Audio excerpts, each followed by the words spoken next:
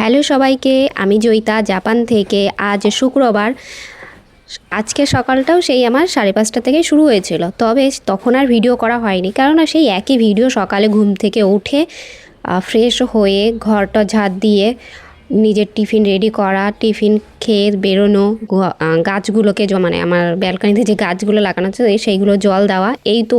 তা ভাবলাম আজকে অন্যরকমই ভিডিওটা করি, তাই আজকে রেডি হয়ে প্ল্যাটফর্মে মানে স্টেশনে গিয়ে সাইকেলটা রেখেছি, তারপরে কিন্তু ভিডিওটা অন করেছিলাম। তো যাই হোক, প্ল্যাটফর্মে উঠছিলাম তখন ভিডিওটা অন করেছি। আর আমাদের কাজে তো তোমাদেরকে বলেছিলাম ট্রেনে করে যেতে হয়, তাই আর তোমাদেরকে কি দেখাবো, ওটা তো দেখিয়েছিলাম আগের দিন। যাই হোক, এদিকে কিন্তু কাজ আমাদের শেষ হয়ে গেছে।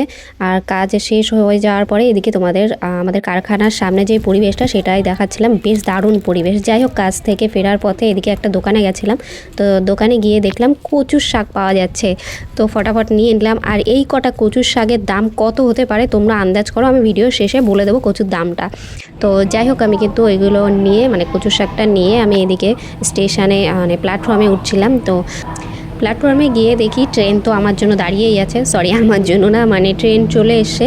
আর এই ট্রেনটা না পুরো ডাইরেক্ট ট্রেন ছিল, আমার জন্য বেশ ভালো হয়েছে। মানে ওখান থেকে আমাকে আর কোনো চেঞ্জ করতে হবে না, মানে দুটো প্ল্যাটফর্মে পরেই কিন্তু আমাকে চেঞ্জ করতে হয়, কিন্তু আজকে চেঞ্জ করতে হয়নি। মাঝে মধ্যে মানে প্রতিদিনই এরকম ট্রেন থাকে, দুটো তিনটে ট্রেন পর পরে এরকম ট্রেন থাকে যে আমার কোনো চেঞ্জ করতে হবে না ট্রেন। তো যাই হোক, এটাও তেমনই ছিল, কোনো চেঞ্জ করতে হয়নি, তাই আমি কিন্তু ট্রেনে উঠে বসেই ছিলাম। সিটটা বেশ ভালোভাবেই নিয়ে নিয়েছিলাম। তো বেশি তো প্ল্যাটফর্ম না, এই 3-4টে প্ল্যাটফর্ম, তো দেখতে দেখতেই চলে আসবে। তো যাই হোক, এদিকে কিন্তু আমি চলেও এসেছি। এই যে আমি কিন্তু ট্রেন থেকে নেমে পড়েছি।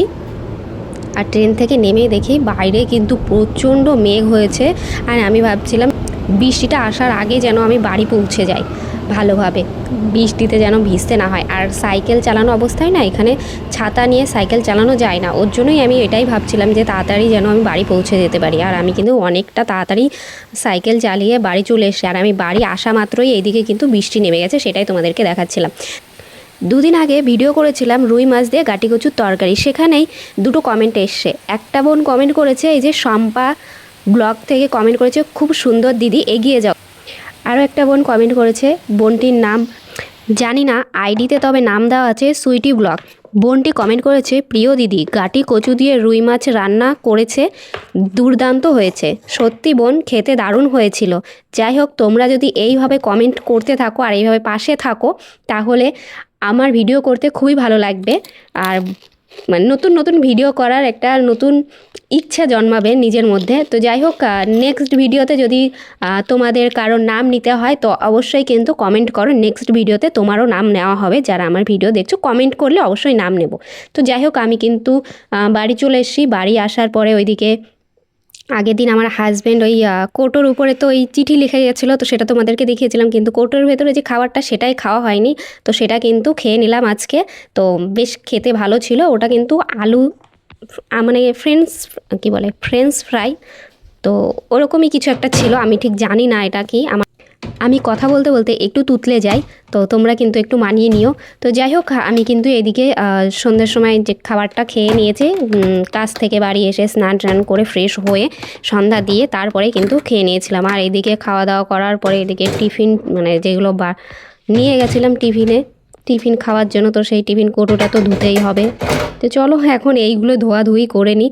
এই হয়ে তুড়ি মেরে যদি, সত্যিই বলছি, তুড়ি মেরে যদি সব কাজ হয়ে যেত, তাহলে হয়তো মেয়ে মানুষের থেকে মানে খুশি আর কেউ হতো না, কি আর করা যাবে। যাই হোক, কাজ বাজ তো করে নিয়েছি, আর দুঃখ করে কি হবে।